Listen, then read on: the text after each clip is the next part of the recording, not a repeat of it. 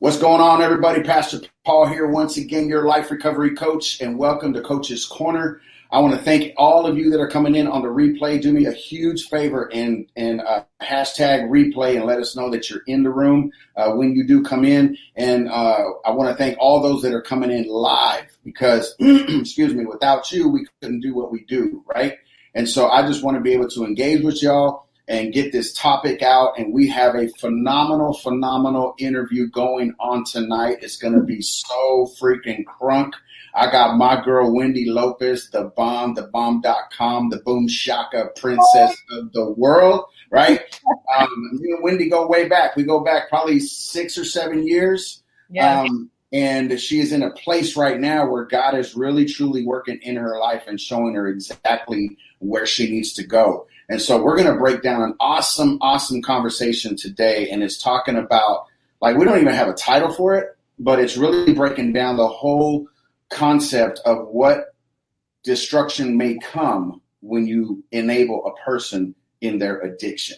And so, Wendy, without further ado, do me a huge favor, girl, and let us know where you're from. Let us know what we're going to talk about, and let's get this party rocking. All right, cool. Sounds good. So I'm Wendy, and I'm from Shreveport, Louisiana. And thank God I now have almost 20 months of sobriety. So with what we're going to be talking about today, it's going to be a mixture of my experience, what I've learned through all the attempts at sobriety I've done, what I've learned from my family and friends who were a part of my recovery journey. And it's a long, 16 years that this has gone on. So everything that I've accumulated throughout this journey, my main goal, my main prayer is that it helps somebody else, because addicts get a lot of help whether they want it or not, but there's not really a lot of help for the loved ones that are in the addict or the alcoholic's life. Right. And, now that I've gotten sober and I see how much pain and harm I cause to the people that I love, I have such an affinity towards helping them. And I'm always going to want to help my fellow man. I'm always going to help the addict, but I just have a soft spot for the people that are in the loved one's life, because I see firsthand how painful it is. I mean, it hurts for the addict to go through what they're going through, but it also hurts for the mom or the dad or the brother or the sister or the husband or the wife. What about them? They need help too. They need to be taught, hey, you need to stop doing this. Hey, you need to start doing this. I just want to give them insight on ways that maybe we can put a stop to the addiction, or we can at least get them the help that they need so that they can get onto that road to recovery. Awesome. While you were talking about that, I can remember when I was out there and really, truly, pretty much playing the victim card. Yes, I wasn't asked to come into this world. You're the one who brought me into this place. So you need to take care of me, or I'm a good guy, or, this or that. And so I could totally relate because I think what happens so many times is that we place that stigma on recovery. We place that stigma on the addict. We place that stigma on the person that's trying to help, that we need to do over and above what we're supposed to do. Mm-hmm. And is that I believe, and I'm sure you do too, is that the more somebody does for us, the less work we want to do, right? Yeah, because why would we? I mean, if you're making my life easy, then there's no way I'm going to change. If you're paying my bills for me, why am I going to get a job? Absolutely. Because I know you're going to do it. If I'm not cleaning my house up because you're doing it for me, then why would I ever lift a finger to take out the trash? And it's things like that are, if you don't know what you're doing, you're never going to stop it. And another thing about being an enabler is you might not know that you're codependent. And for people that don't know what codependency is, if you're always there to fix somebody's mistakes, if you're always there to clean up the mess, if you're just, for lack of better words, if you're addicted to taking care of someone else and it makes you feel a sense of worthiness because you're taking care of another person, that's you being codependent. So you could be a codependent mom, dad, boyfriend, husband, whatever, and you don't even realize it because you don't know that it's a thing. Right. And it is. So I would encourage, there's YouTube videos you can watch, there's books that you can read, and then counseling and therapy. And of course, that is going to come in the long term if somebody's really ready to get some help. But basically, the first thing that somebody needs to do, like if your son or your daughter is going through something right now with drugs or alcohol, first of all, something's wrong with them in here. Okay. It's like I was telling you yesterday, Paul, people that are happy don't drink and do drugs. It's not a feel good thing. Like, yeah, when you're in high school and you start going to parties, you know, I remember my first drink was like a Smirnoff apple, whatever. And I just wanted to fit in with everybody else, what they were doing. Right. But over time, it wasn't fun anymore. It wasn't because that's what everybody else is doing. Like I started drinking when my alcoholism was at its worst. I was drinking in the morning. I was drinking alone. I was sad. I was sad because I was drinking. It was terrible. It starts as something small, but it's going to snowball into something like, you know, way bigger. So you need to assess your loved one's problem. Like there's a big difference between they're just doing it a little bit too much or they're about to die, you know?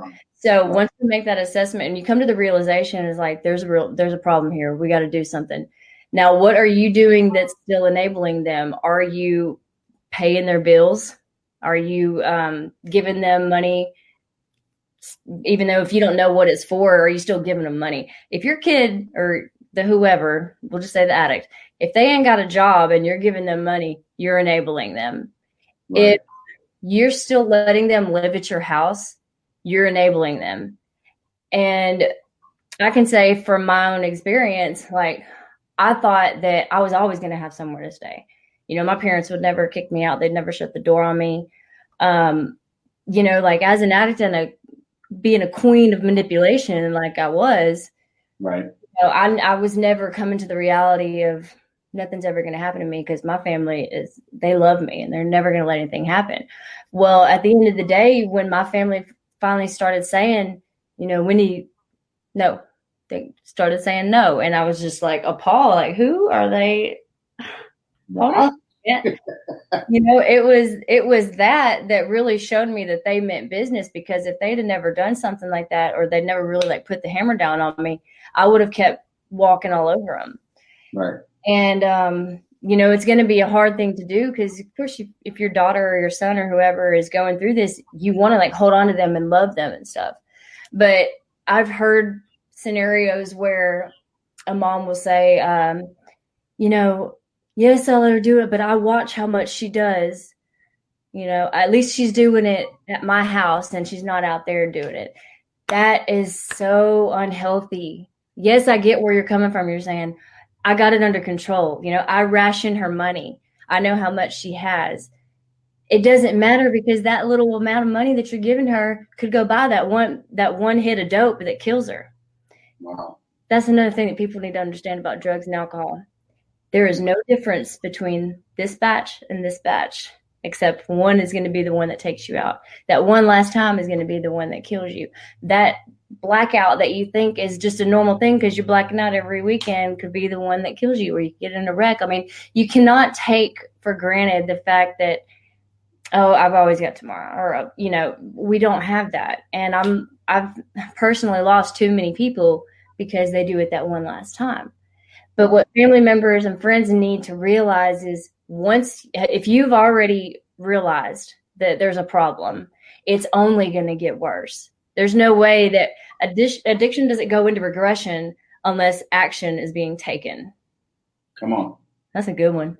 Yeah, I was about to say, girl, I got to write that one down. Yeah, send it to me after you get it.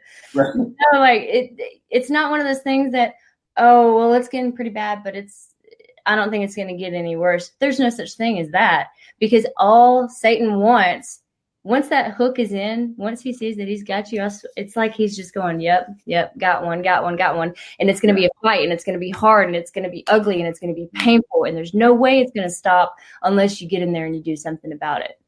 I mean, I tried buku times. I think I've attempted sobriety maybe 40 or 50 or something. Yep. You know, me too. And anybody will tell you it's not one of those things that you get right on the first time. I don't care who you are. Nobody's going to convince me that day one I decided it was over and that was that. Like, right.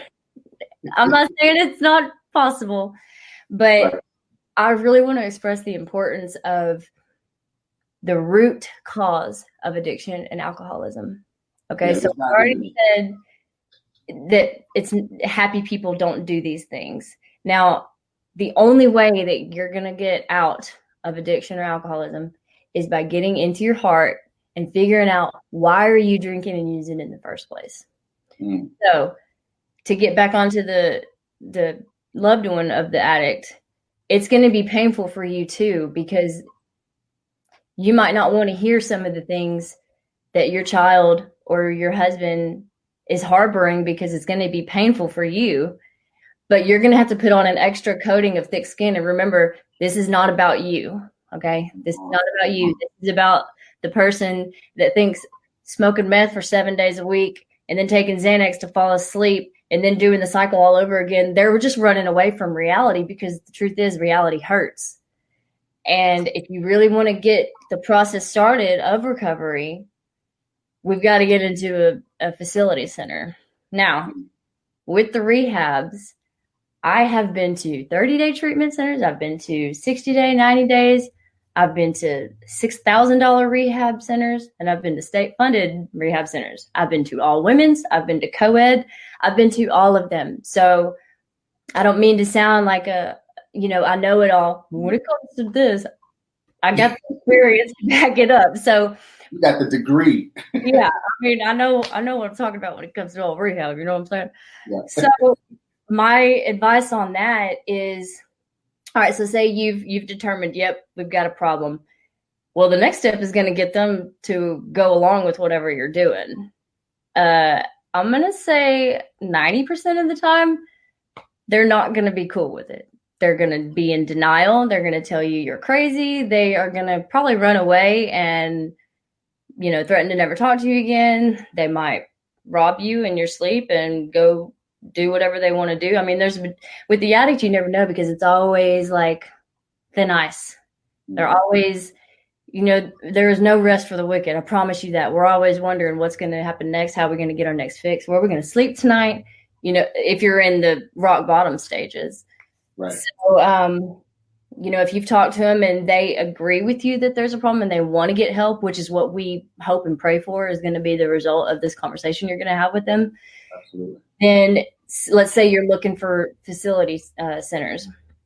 Now, in my experience, the $6,000 rehab that I went to, it was nice. It was nice. It was fancy. They did their very best, but I still relapsed the night I left. Okay. So does that say I wasn't ready for rehab? Does that say that rehab didn't work? What does that say? That can be left to interpretation. But what I can say about government funded facility centers that are gross, that are dirty, that don't cost anything to get in except you get on some Medicaid, those environments really, I'll talk about for me, it really made me look at what my life was like.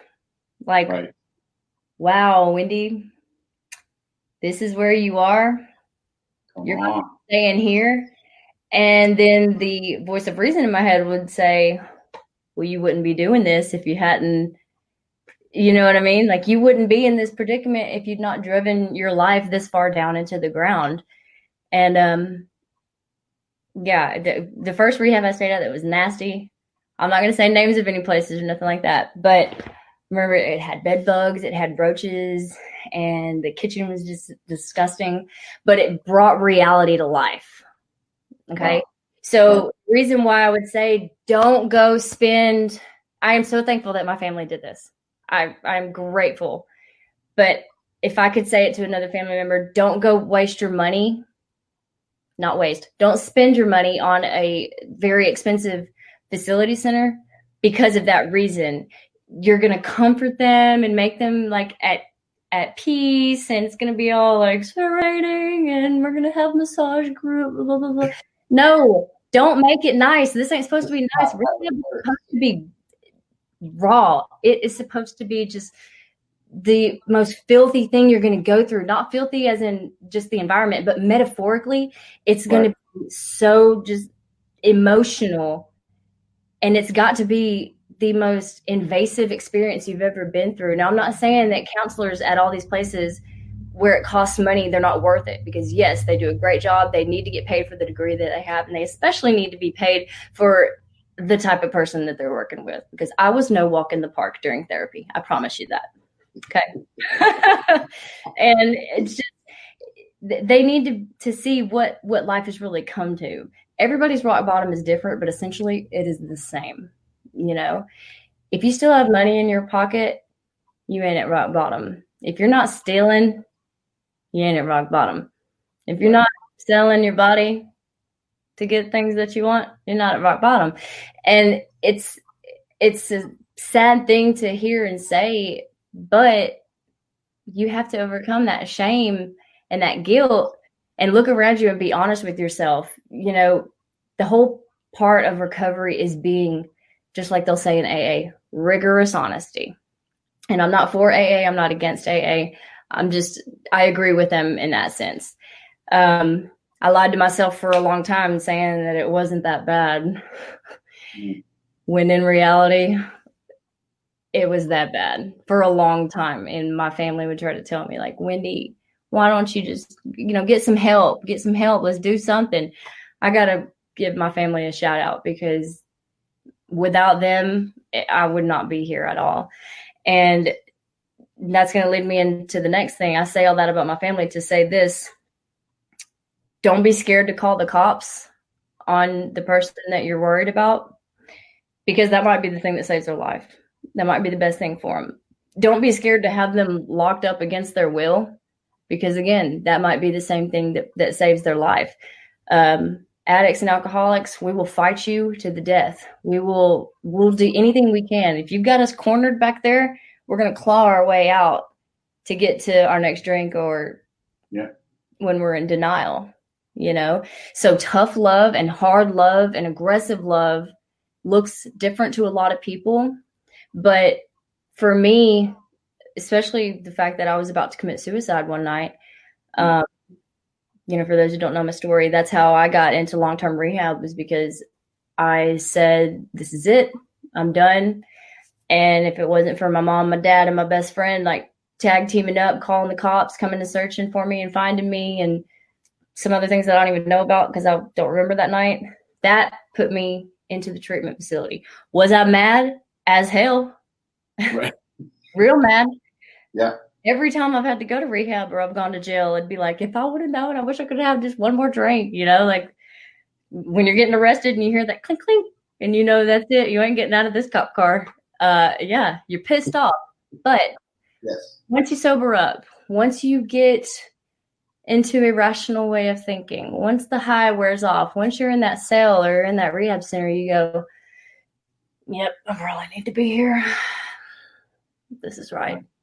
And for me, it was, and Paul, you were writing me letters during one of my arrests. I needed to be there. I think it was one of my DWIs, which I've got 2 now. And that was another sign that things have gotten out of control, like up to me, Wendy's going to mess her life up. Right. Old Wendy. All right. Right. New Wendy realizes that without putting God at the center of everything, it can't be done. I mean, it really can't. And I truly hope that before you start doing all this, a very wise thing to do would stop, ask God for guidance, ask him for strength, because moms and dads, I know this is hard. I know you hate seeing your baby going through this. Right. If it's your wife or your husband, I know that when you married them or when you first got with them, this is not who you fell in love with. But underneath all the pain and all the alcohol and all the drugs, that person is still in there, and they're going to get it out if you come to them and approach them in a way that doesn't make them run, but makes them see, like, baby, this isn't you. This isn't you. Like, let's do this together. It's a touchy subject and it's painful, but it can be done. It's just, let's figure out the best way to approach it. Absolutely. I really love what you're saying, because this also applies to not only someone who's addicted, right? This applies to anyone in general in life that their parents are enabling them in areas that is not allowing them to grow. Yeah. So the more we hover over our children, the more we hover over our clients, the more we hover over the people that we mentor, Mm-hmm. the less their wings are able to flap in order to get out of that situation. And Right. so I love what you're saying, because I can remember my life, and it's so imperative for us to remember, as you know, those who have been addicted. I was addicted for 8 years on crystal meth. I mean, hard. I mean, I was lost. I was gone. I was in a place. I was in a dark place, and basically where you were at when I served a few little short runs in county jail. I'm sitting there going, really, like, this is where you're at. Mm-hmm. But until my family and my friends literally closed the doors, I had to make that choice. Like, okay, it's time for me to get up and get out. You follow what I'm saying? And was it easy? Hell no. It was harder than hell to get to a place, to finally get to the place of admitting that I had a problem. Right. Versus playing the blame game and all of that stuff that was going on in my mind. But like you said, it was the stuff that was inside. And so I want to speak to those parents or to those aunts and uncles. Mm-hmm. Like you were saying earlier, I want us to go in to help them to understand that when the addict, when your son, when your daughter, when your niece, when your grandchild is crying out to you about a problem, it's not 99% just them trying to make an excuse of why they're on drugs. There are literally problems going on the inside that is causing that person, even if they're in their 20s and 30s, there's that problem that's inside there that is out to destroy them. Yeah. Because of something that they've experienced, something they've seen, something they have to keep hidden, something that is, shh, you better not tell nobody. And so they're living with these demons and with these places in their life that they just can't overcome. And so they go to the easiest thing that they're able to relate to, and that's isolation. And so I'm just very, very glad that you brought that up. Second point is that, like you said, we can't sugarcoat as parents. You know what I'm saying? Like, especially as the addict, I needed somebody hard in my life, even after the drugs and alcohol. I needed somebody hard in my life to help me to understand and to really shake my head to say, quit being the victim. Yeah. Like you're here to work. You're here to sweat. This is what life is. And if we don't do these things, we will never, ever become something else. And so I am very, very blessed. And this conversation has like really just started, because I want you to flow and I want you to help the people understand, this parents out there, because like you said earlier, it's us working together. Mm-hmm. This is a together thing. And if anyone has any questions out there or input, like how do you overcome this or how do you overcome that? I know that we're focusing on the parents that are helping the kids and kind of covering them up, but we also want to answer any kind of questions that anyone may have, because I do these broadcasts and Wendy's doing this broadcast to help somebody be set free, period. Like, we're not here like, hey, look at us, we're on Facebook Live. You know what I'm saying? I mean, that's not what this is about. We want to be able to help y'all, anyone who's out there, because we really don't know where this video is going to go. Once it's shared out, it's shared out. And so if anyone has any questions that you want to ask, because I know of someone who's in this room that I am not going to mention their name, but I know that one of their children has a drug problem. And so we want to be able to speak to that. We want to be able to help you to understand that there are those moments that you are going to have to let them go, because if you don't, they're not going to get better. And that's one of the hardest things that we do have to deal with. Sandy said earlier, she said, The tough love is always the hardest part when you try to help someone who may not have been ready. Many times people give up. I don't know you or her, but thank you for continuing to help her out.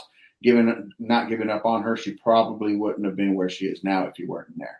I don't know who she was speaking to in that, but that's powerful because that's what helps us through, is without being that covering that is constantly shielding us from those wounds. So if you want to flow with that, girl, let's do this. Yeah, when she said something about who may not have been ready, that's a big thing too, because if they, all right, how can I put this? God, give me the right words.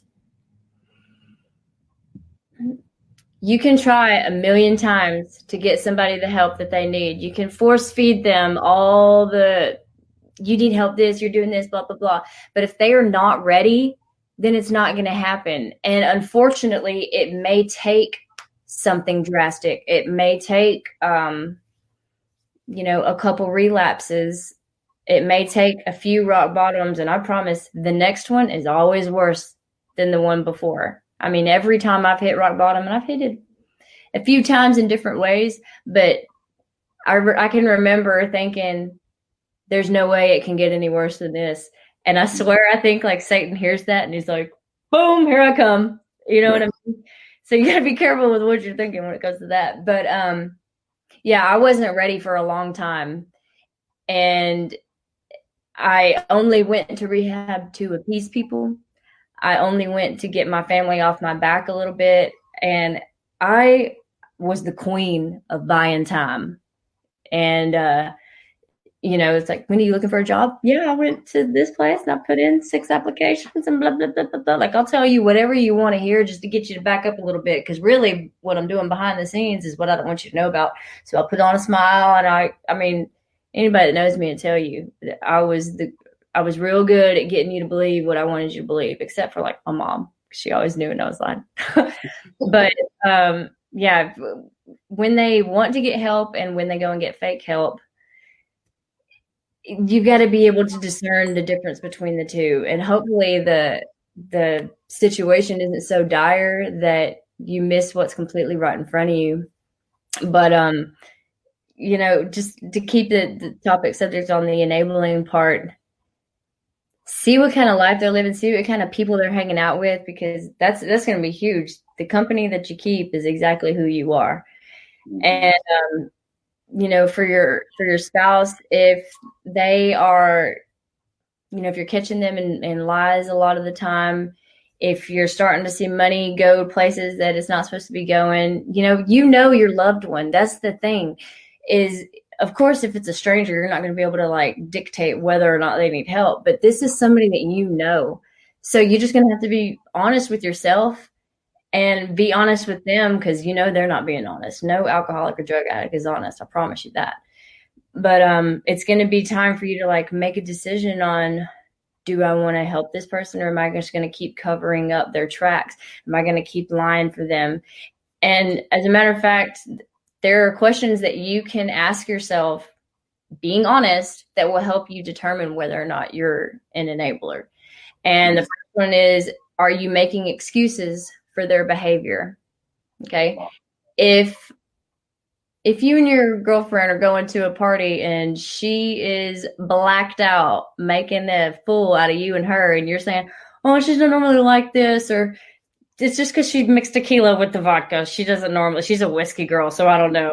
Like those kind of excuses, that's you covering her tracks.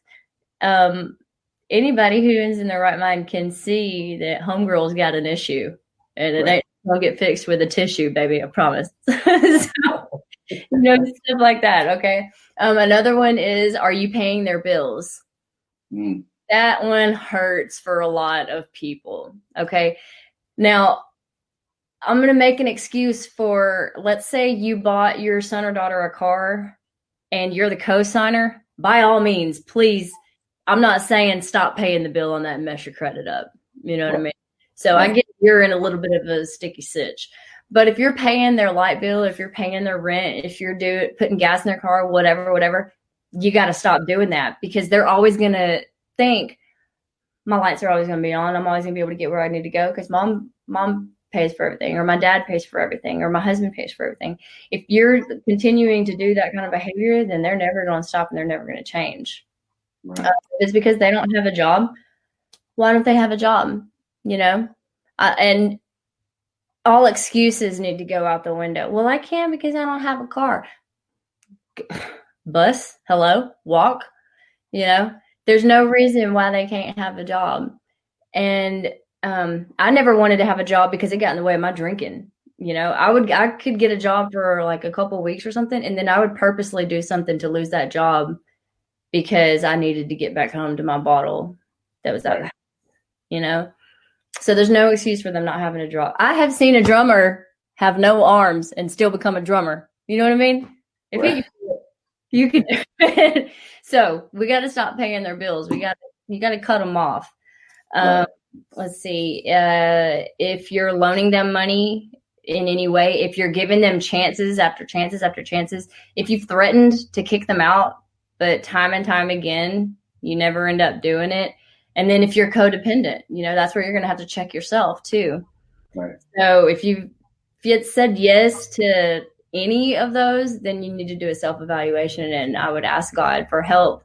Like, Lord, show me in what areas do I need your help? Show me how I'm being an enabler. Show me how I need to put my foot down. And if you're like a shy, quiet, timid person and tough love isn't really your style, like, ask God to give you the strength that you need. You know, there's nothing that he can't do. There's no battle that is too much for him. Right. And it says so many times in the Bible, like, give me this battle and I'll take it from you and I'll fight it for you. You know, don't think this is too much. I can't do it. Their addiction is too strong, or, you know, like, I'll take care of them and make sure nothing bad happens.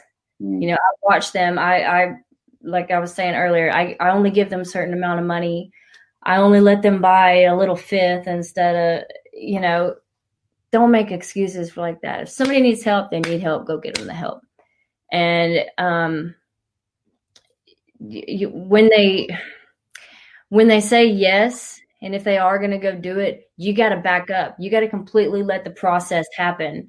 You know, don't hover over that person and try to you can be involved in the recovery journey, but you can't be all up in it. You know, they're going to have to do that by themselves. Absolutely. I remember one time I got so mad at my mom because everybody wanted me to go to AA, and I finally said, yes, I'm going to go to AA. Well, she drove me all the way there, but she wouldn't come inside with me. And I'll never forget, I was like, what do you mean? She goes, Wendy, you have to do this for yourself. This is you got to do it. I was so mad at that woman. I cussed her up and down. I was like, you know what, fine, I tried to do it.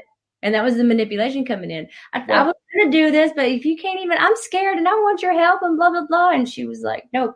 I mean, I give my mother the most tremendous amount of kudos because she had hell to deal with me. And she's the strongest woman I know. And I wouldn't be where I am today if it wasn't for my mama. So moms out there, if your daughter is anything like me or like I was, you know, you've got to back up a little bit.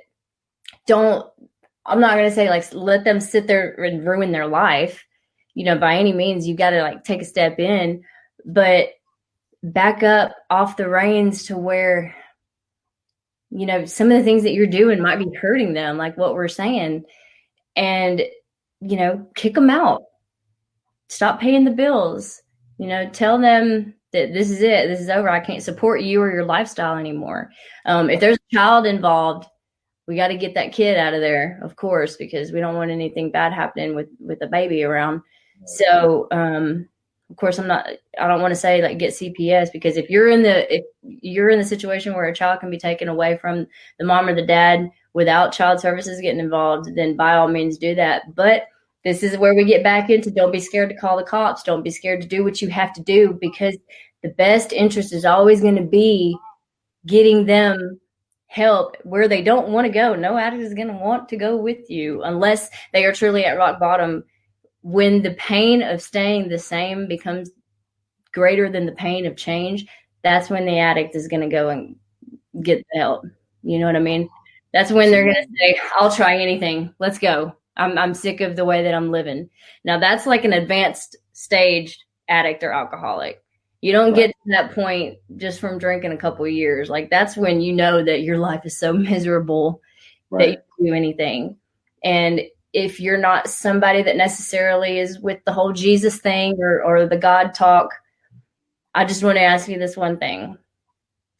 If everything else that you're trying is not working, why not try Jesus? Come on. If every avenue you've ever gone down has just turned around and bit you in the butt, why not try him? I mean, I know it's hard to fathom that this man went and died on a cross and yada, yada, yada, per se. I don't know. I don't get it. The Bible. Oh, my God, whatever. Just give it a shot and see what else have you got to lose? Nothing to lose. Nothing to lose anymore. And your life is worth it. I mean, people a lot of the time will tell me, like, Wendy, how did you do it? What did you do? Like, good for you. You pulled yourself out. Well, God did it for me in the sense of he gave me the strength that I needed to pull out. I didn't do this on my own. If I was still on my own, we wouldn't be having this conversation now because I'd been dead a long time ago. You know, Buku time should have died. But when you finally surrender and drop to your knees, I think it was, I was in Tarrant County Jail. I'd been there for like 2 months and I just dropped down. I said, you know what? It's whatever. I can't live like this anymore. I had ruined my relationship with my little baby sister who was pregnant at the time. I didn't think I was ever going to see my niece. And that right there was what made me decide that I needed to give my life a fighting chance. So that's why I call my niece my little angel. You know, she has no idea that she saved my life. And, it's just the hard time that I went through with being locked up. And I was looking at a 2-year state jail felony sentence. And I don't know what happened with the legal system. I mean, all I know is one night I got a no bill and they released me at 10 o'clock after being in there for 3 months. And I was like, what am I going to do now? Well, I can't go back and drink and use because I know what that's like. Maybe I'm just going to give the sobriety thing a shot. And I did. And I remember praying to God, like, any addict or alcoholic, because of the amount of pain they're in, they're going to tell you that there's been times when they're like, I just want the pain to stop. I don't want to kill myself, but I don't want to live no more. There's a big difference between, I want to kill myself. I just blah, blah, blah. No, they don't want to kill themselves. They want the pain to stop. Yes. And the therapy and counseling that will come with the rehabs or, if you get it on the sidelines, whatever, that's going to be so necessary. You got to get them help because of all the gunk that's in there that's been buried down and pushed down with drugs and alcohol over all the years. That has to be pulled out by a professional. I mean, they got to get like down in there and grab it by the grit and pull it out. And that's why the recovery process is so ugly and so raw and so snot-nosed tears and pain and insomnia and nightmares and reliving all these things. I would never speak about anybody else's like bad stuff, but I can say safely that every rehab I've been in and all the counseling talks in a group that we've all been, all we've had, like, say 50 people sitting around and going around and telling their story, whatever, every single person had the same thing in common. And that thing in common was something bad happened to them. It doesn't always have to be abuse or molestation or whatever. It can be somebody they love died, somebody left them, they have abandonment issues. Like we all have something in common, and it's pain. So the only way to fix that is to heal. I mean, drinking and getting high and smoking dope and drowning yourself in booze every night, it makes you forget about it for a little bit, but it's always there when you wake up. So then the cycle just repeats itself daily, daily, daily until you eventually die of what you're doing, So therapy and counseling, that has to happen automatically.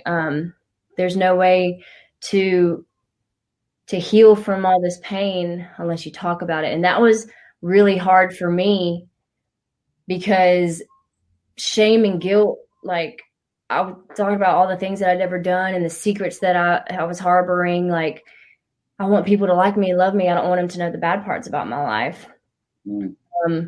That's a silent killer in and of itself.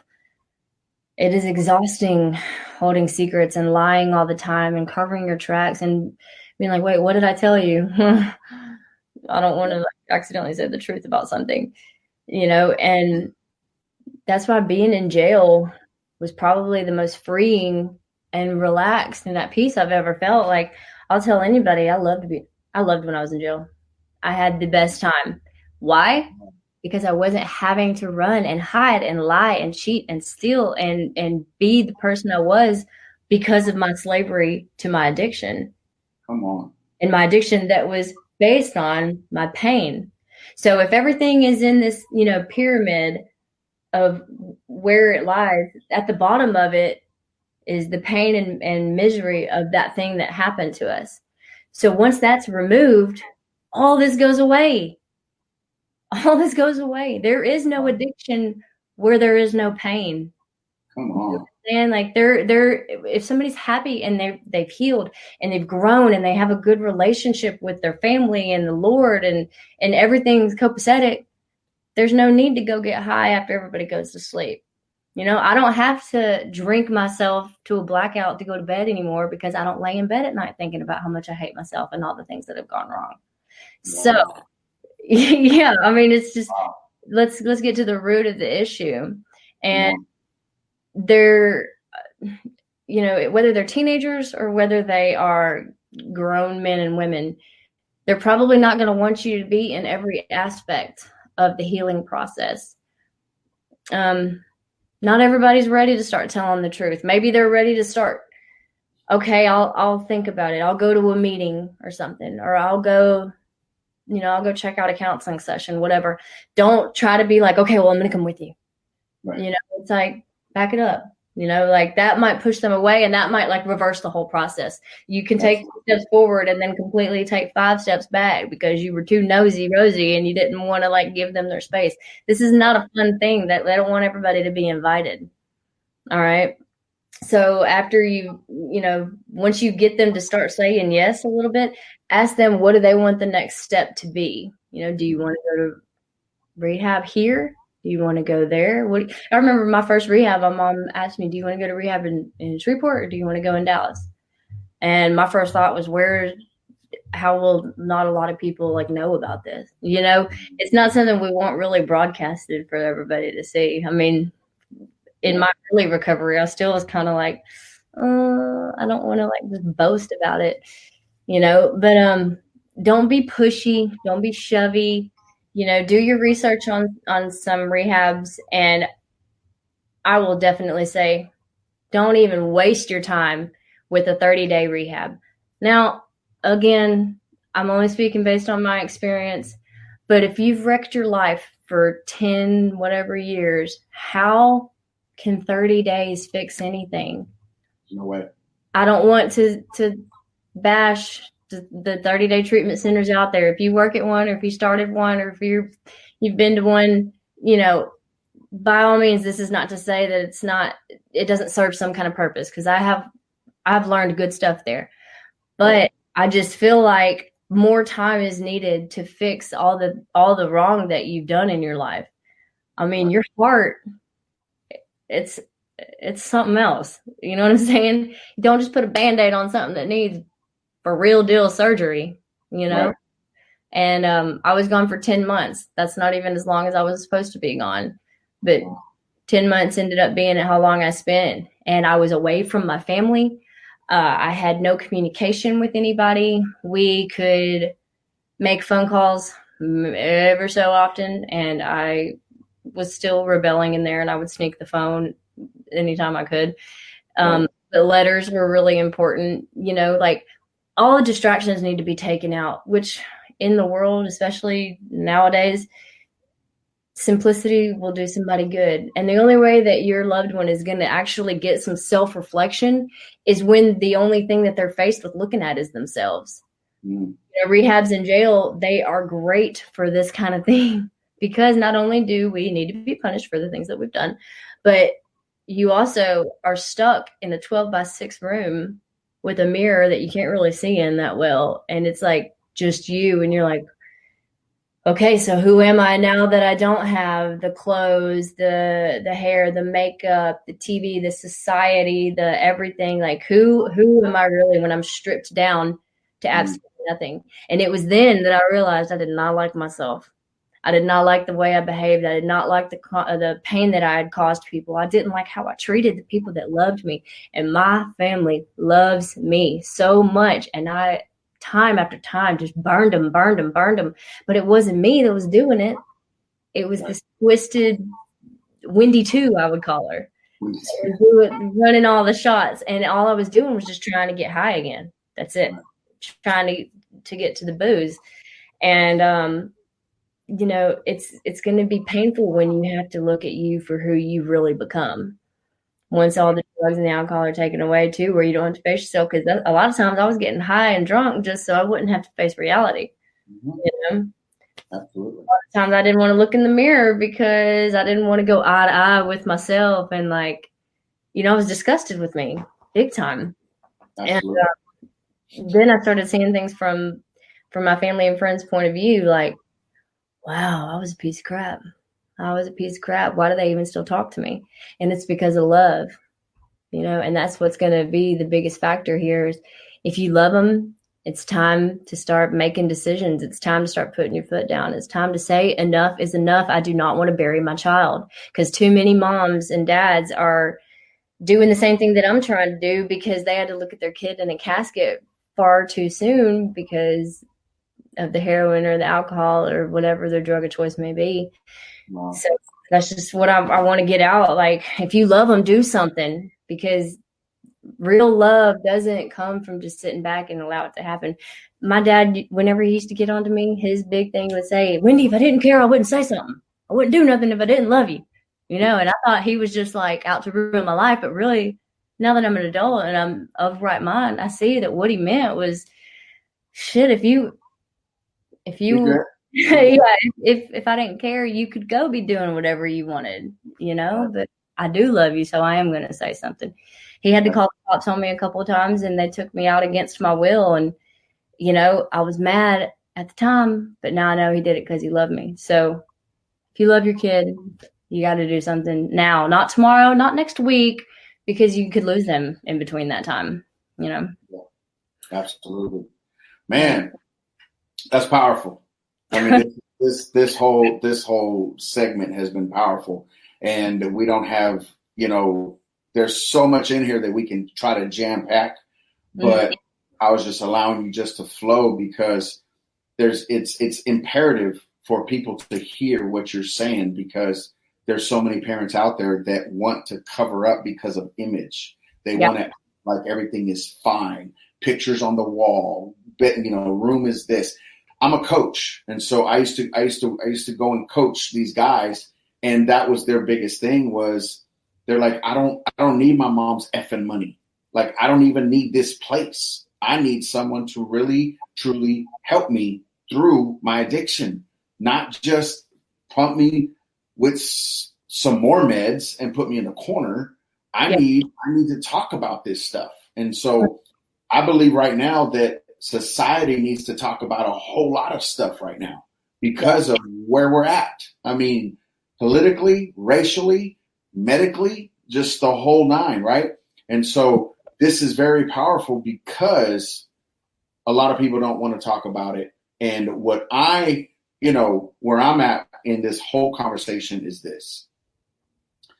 that because of the help that they didn't give you, how long now are you sober? I've been sober 19 months. Look at you. 19 months. That's close to 2 years. I mean, that is awesome. And I could say for myself, and even those that are watching, my brother's on here. He remembers you. Chrissy Moore's on here. She remembers you. I think I can speak for everyone who has known you as long as I have, and as far as like set free. The old Wendy number 2, is not the person that I'm interviewing right now. And so I can't stop saying it enough. I'm very, very proud of you. You've got love from God that's on you. You are taking action. And that's one of the biggest things that I tell my client every single time that we meet. You're taking action. Yeah. Everything that you're doing is taking action, because it's not just about, you and I both know, you go to the altar, get that prayer, everyone will be like, oh, she had a breakthrough, and the next week she's at the altar again. It's the altar is the experience, but it's the application after the altar that really matters. Of really walking that thing out. I've got this saying that we walk it out with you. We're helping you walk out this thing called life. Right. Because it takes those people in your life to constantly walk next to you, not in front of you, not behind you yelling at you, but walking next to you saying, you got this, man. Okay, so you fell. All right, I'm going to wait here, but I need you to get up. I'm going to help you get up just a bit, but you've got to be able to push your feet. I'm not going to carry you like a little baby. I'm not going to do all that. You're going to have to get up. One of my favorite movies are Rocky. And so now that they've got Creed and Creed Part 2, one of the things that is just sounding in my ear the last week is that the mom told the daughter-in-law, this fight, he's going to have to fight it himself. Yeah. Your job is just to love him. That's it. And he's got to go through this season. And so the same with us, even after recovery, there comes those times of flashback. There comes those certain smells. There comes those certain tastes. And so that's the fight that we have to fight within ourselves to say, no, you're not going to do that. No, I don't care what I smell. No, I don't care what I see. We're not going to do that no more because we're good here. You know what I'm saying? So I just want to continue to encourage you and to continue to encourage those that are watching right now that continue to keep doing what you're doing. Like really, truly do it, girl, because it shows and you can see it. And I still have that letter that you wrote me back. So like for me, I'm that guy. I've got envelopes of stuff that kids have given me, scribbles. I keep that stuff and I'm going to keep it forever because it's those moments sometimes when you're actually able to show somebody, hey, you remember this? And that person is like, wow, you didn't just receive a letter, but you actually cared to hang on to it. And so those moments, those times it gives me great pleasure, but I'm sure it gives God even more pleasure to see where you're at now. And so I just want you to be able to help somebody right now in the next few minutes because we're about to wrap it up. Is there any resources that you can give them that are in this area? Do you know? I mean, just let's just close this out. Okay. Any final words that you have to encourage somebody, and then I'm going to allow you to close us out in prayer because you just rocked this show, girl. All right. When it comes to resources, if you have something that you want to ask me or you need more help about something, let me know what city you're in or state you're in, and then I can filter down the resources that I can give you. And, it's, again, categorize your situation on how much help they need. Do you want to give them a little bit and start it slow, or do you want to go ahead and throw them all the way into long-term care? And definitely write Paul and he'll get to me, or you can write me directly and I'll start helping you find the best place for your loved one to go. And Paul, thank you so much for having me. This is look at God. Look at right? So cool. One more thing that I want to add, okay? 2 things.